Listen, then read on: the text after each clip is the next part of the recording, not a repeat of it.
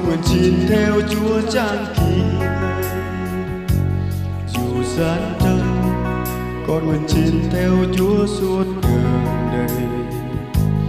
Dù có lúc tâm hồn con sao xuyên cay đắng nhiều, thì chúng kia con nguyện xin theo Chúa không rời. Con xin theo Chúa đến rơi phút cuối cuộc đời, để đáp ơn tình Ngài thương ban cho từ lâu. Con xin tha thiết ơn lên một lần nữa, đã con quên luôn theo Ngài. Lạy cứu Chúa, sao Ngài không lên tiếng cho con vui?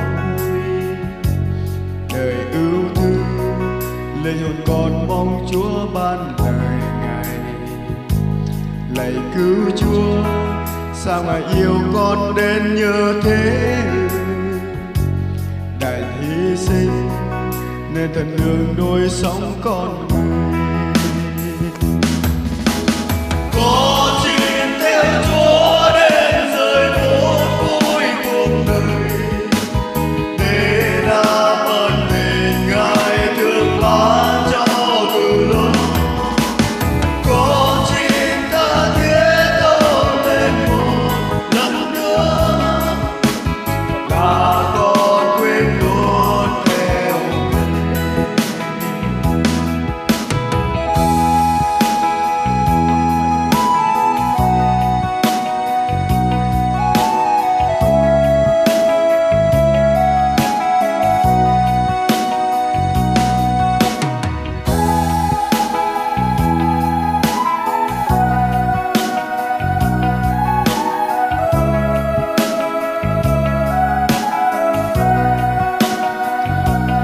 Lạy cứu Chúa, tâm hồn con thao thức suốt cánh thâu, chờ mong sao như đàn nai khao khát nước người trao.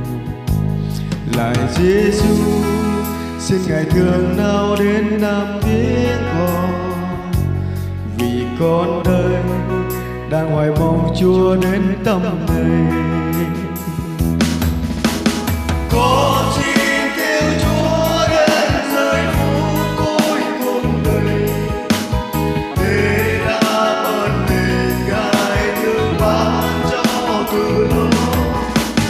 Con xin tha thiết ơn lên một lần nữa, là con quên luôn theo Ngài. Lạy cứu Chúa, xin Ngài thương ban phước cho con luôn. Dù ra sao không vui hơn để Chúa ban đời cha.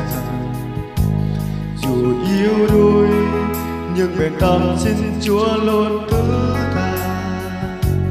Tình cha thương, ôi tình thương không bến không bờ. Có